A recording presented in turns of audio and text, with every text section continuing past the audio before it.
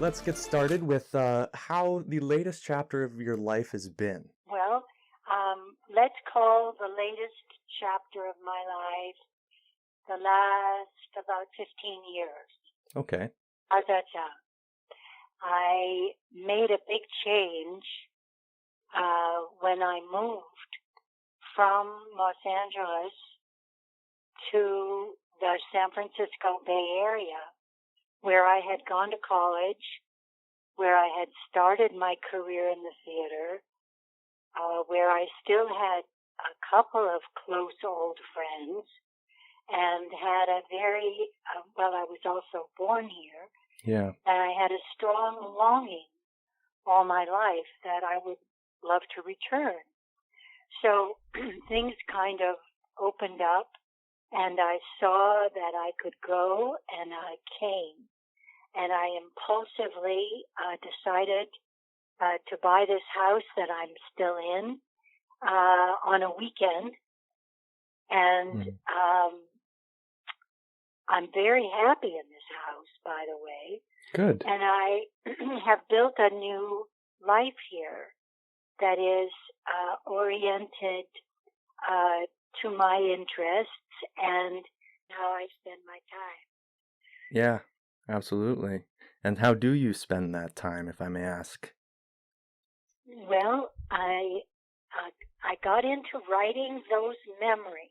Our writing group, which meets every week, now has 4 books that have been published. Wow. Yeah. And And when we started, none of us were professional writers. really? Yeah. We were just old and interested. Well, I mean, it's never too late to give something new a try, right? Well, that's how we felt, that it was really, really interesting, and we each had our own reasons for wanting to write and keep writing.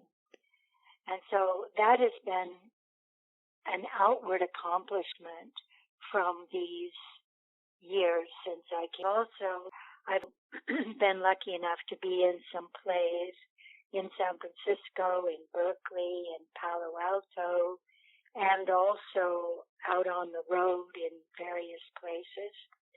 So I've had an interesting creative life Oh, yeah, during absolutely. these years. Yeah. That's Yeah, so I fantastic feel to very hear. fortunate. Yeah. About 5 years ago, I think about 5 years ago, my son came here to the Bay Area to take a class, what are they called? Workshop type of class Okay. in programming. And so he decided then to go ahead and get a job here. And so he lives not too far from me. And that certainly is nice for me to get to see him often. Yeah, that's great. That's awesome. Well, Yeah, so this, that gives you kind of a picture. yeah. Oh, yeah. Well, I mean, I'm close with my family as well, and it's good that you get to spend time with your son. Let's get into your book because we got to the topic of writing, and it looks like you've done quite a bit. So tell us a little bit about Bright Lights and Prairie Dust. Bright Lights, Prairie Dust is a memoir that starts with my parents longing to have a family and goes through about a year or so after I left Little House on the Prairie. So it's quite extensive, the number of years that it covers. And I have read quite a lot of memoirs. It wasn't my desire to write what I would call a typical celebrity memoir, in that I didn't only want to focus on the career, the names of famous people, where we had lunch and things like that. I Right. really wanted to go more deeply into what my journey has been as a person. And I think it's an interesting journey because I am a person who had a lot of challenges emotionally, um, psychologically, and have always looked to get better, feel better, do better, learn more, Yeah. and become more the person I believed, or even maybe didn't even believe I could be. So I've had a lot of help throughout the years. I've made a lot of mistakes throughout the years, and some of these are very obvious in my book. But I think the overall message of the book is don't give up, keep believing, um, hang in there. Yeah. I think that's fantastic. Those are some of the lessons that recently in my life and through interviews and conversations I've been told and have had to consider. So that's awesome. Uh-huh. Sometimes these things sound so cliched, well, it's important to be honest. It's important to keep trying, Yeah, But these are actually values that are terribly important and not always that easy to follow. absolutely. Another thing that you had mentioned was making mistakes, and I, like everybody in their lifetime, am making mistakes and making frequent mistakes. And I think that you could agree that children or teenagers should see mistakes as learning opportunities more so. Well, yeah, for sure. The thing is that when I was growing up, we tried not to make mistakes, and we didn't want to be criticized, and we didn't want anybody to be able to say anything bad about us. And I was quite defensive, to if I made a mistake, I wanted to justify why I made that mistake or how I came to make that mistake or rationalize why it wasn't a mistake, you know, and it's been a relief for me since my middle years, let's say, to acknowledge my mistakes, make amends when I need to, and move on. It's a Absolutely. much lighter way to live, Yeah. when you give yourself permission to be human. Yep.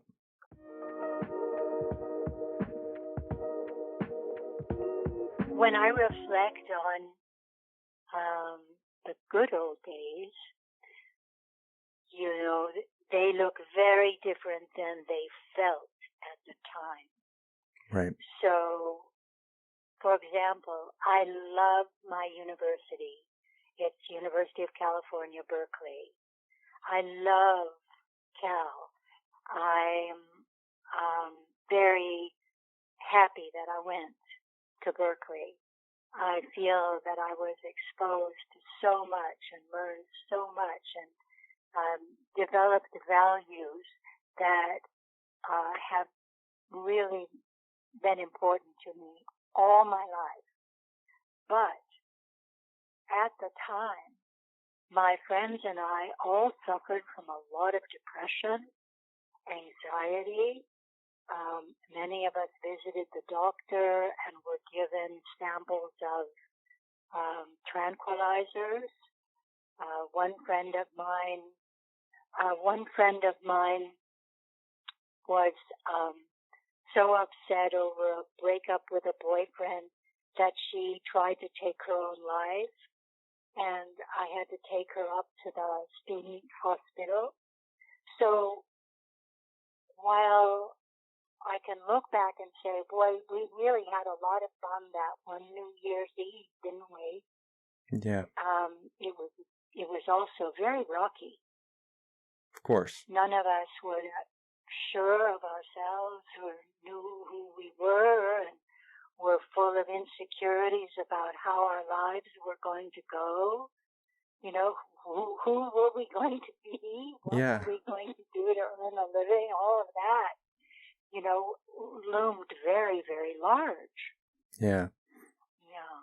So that sounds like you embracing adulthood, and that's where I'm at and all of my friends are at right now. We're 18 years old. Yeah. Our problems are our own now, and Yeah. you know, so I appreciate you telling me, you know, your story, so thank you.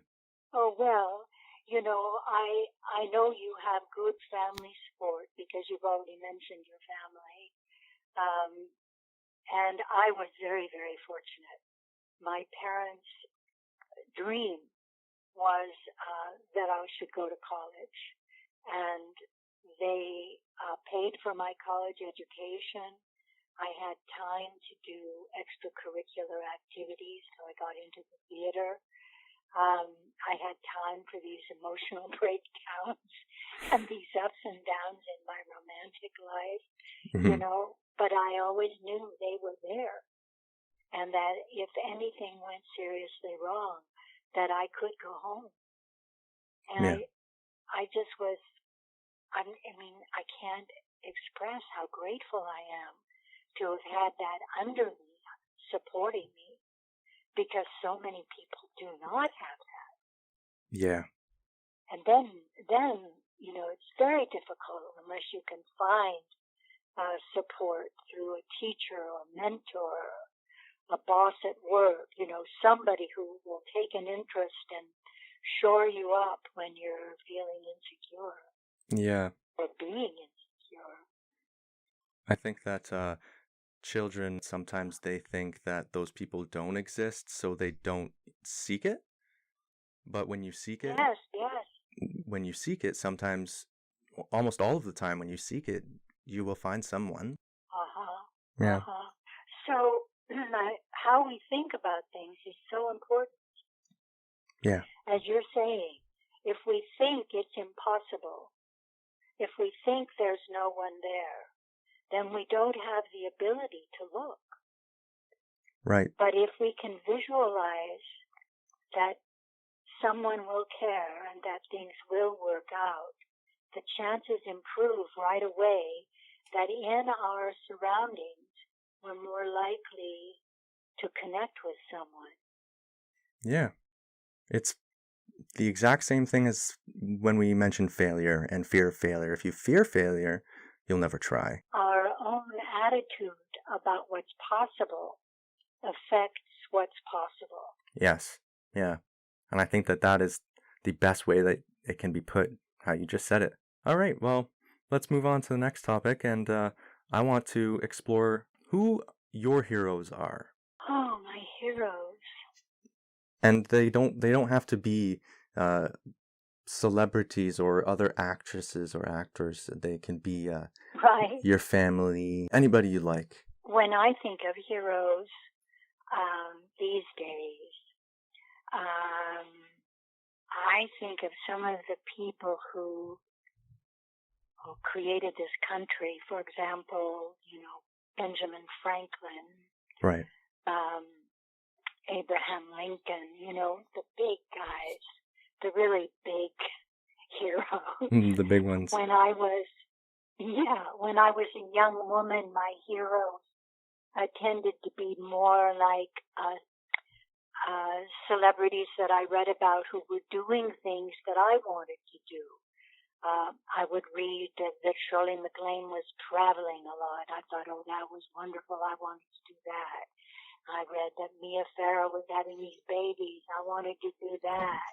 You know, the point of heroes, I think, is to inspire us to do better, to be stronger, to, you know, to make the positive choice when maybe we don't feel like it. I have a friend in my writing circle who's, I think she's 92 now. Wow. And my friend who's 92 had to have a shoulder replacement right after mine. And I just thought this is awful because it's a very hard and long recovery. And I just Yeah. thought at her age it'll be so much harder. But in fact, when I think of her and the attitude that she has about it, it helps me get up and do those PT exercises again. Right. Okay, so heroes. Yeah. Yeah, let's see. Gloria Steinem, Okay. Marlo Thomas. These are women who have really forged forward for other women and for children. Yeah. It's funny at this stage in life, when so much of your life has already been lived.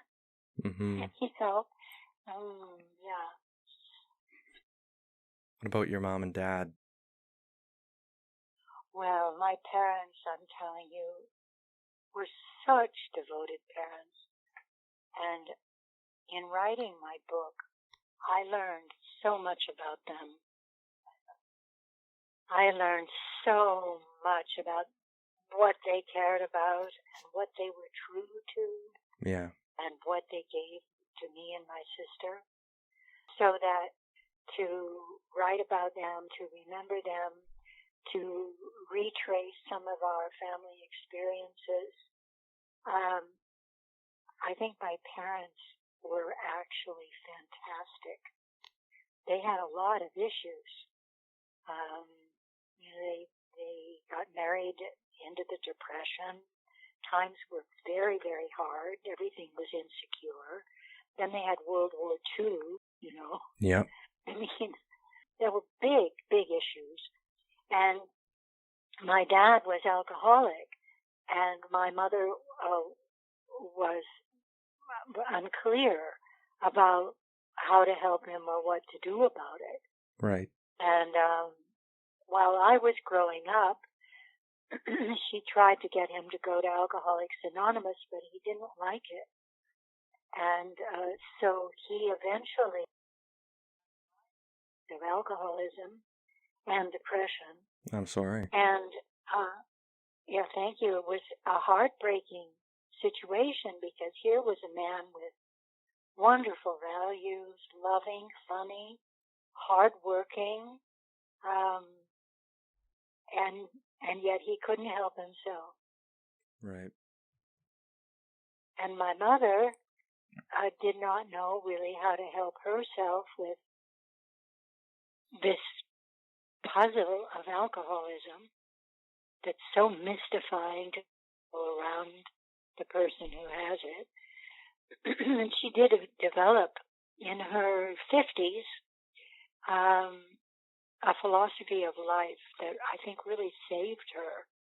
She found it through a philosophy called Science of Mind, which now calls itself something different. New Thought, I think they call themselves. But it's the same basic philosophy that has to do very much with taking responsibility for your own thinking. Yeah. And believing that as you project your thoughts out into the world, so it comes back to you. Absolutely. And so it was tremendous for my mother. Her anxiety, her worry, her sense of not being able to help my dad, and all that, was tremendously helped by her faith in God and by giving herself time to reflect and take care of her own thinking. Yep. It's very important. Yeah. If we move from this, I think that I would like to get your message to the youth. Well, we've heard quite a lot, and I am impressed at how much of what you believe is things that I exercise in my daily life. So, Wonderful. yeah. But And you're ahead of the game then, Devin. well, I mean, That's what it's all about. I really, I seek this advice, but I don't seek it just for other people. I also want to improve upon it. So, what would you say to the youth? To the youth, I would say listen to your heart. And I don't just mean who you have a crush on or who you're in love with at the moment, but listen to what your heart's desire is and what you hope for yourself, and look for ways to follow that dream. And when you find, if it's not the right path for you, you'll come to find that out. And if you are like me and you can still beat your head against that wall, you'll keep going. Yeah. But I'm not saying that beating your head against a wall is a good thing. Mm-hmm. It's just what I had to do. Right. You know, there are plenty of other ways to live and live a happy life. Absolutely. I do think that happiness is a very important value. Yeah. Me too. And happiness is not always materialistic. No, or even pleasure-seeking. Yeah. My folks tried to teach me of deeper values, not just the momentary satisfaction, but being able to go for a longer-term reward. Yeah. Yeah. And I think that, that's amazing, because there are a lot of sugar-coated or just on the surface lessons, like you say. But if you just continue to learn, you'll see the deeper meaning.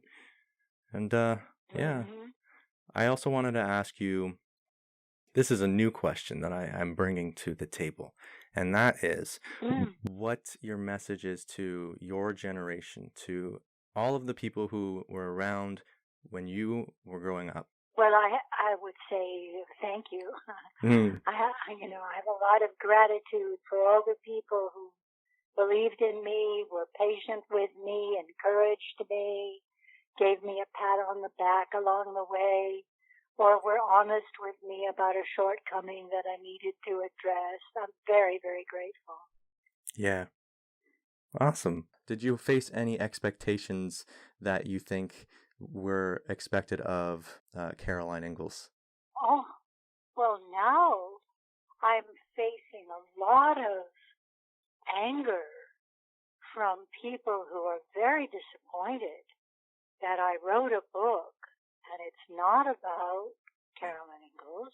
Right. It's not about Little House on the Prairie. Little House on the Prairie is a part of my career. Yep.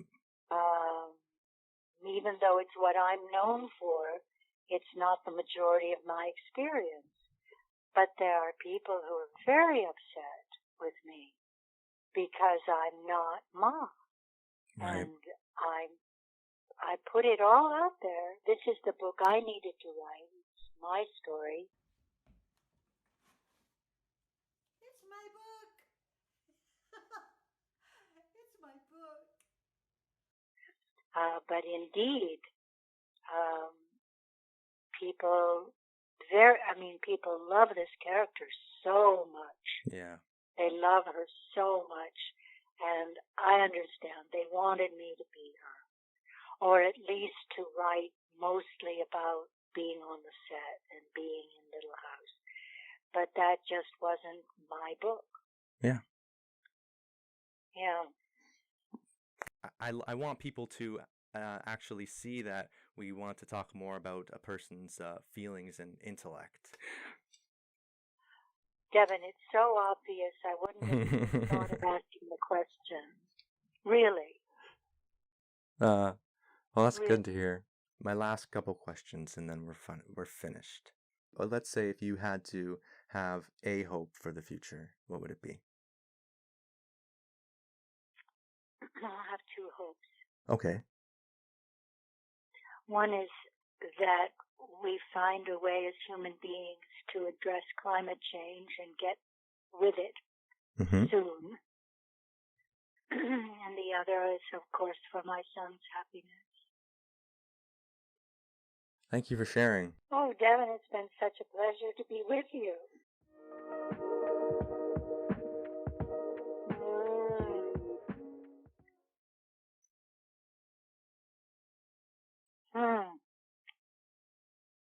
There have been so many in my lifetime that it's quite overwhelming, you know. Right. But I think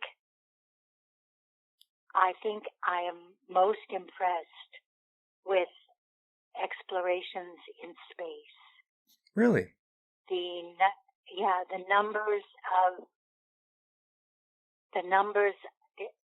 of equations, the math, the expertise, the teamwork, it just blows me away.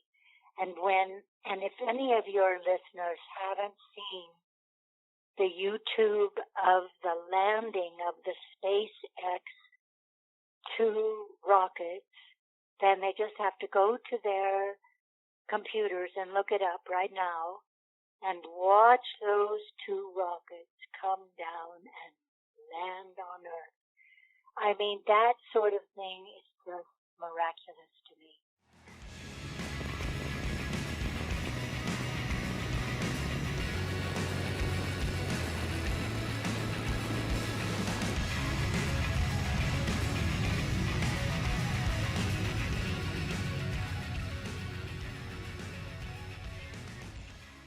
That was awesome. Before that, yes, that was awesome. That's my thing. I love space. Do you? Yeah. So I'm on YouTube, so I actually have a camera going right now that's showing me holding the phone. And then as you're talking, I'm going to edit it just like a TV show. I'm going to put in clips, I'm going to put in pictures, everything. Oh, that'll be so cool. I just can't wait to see it.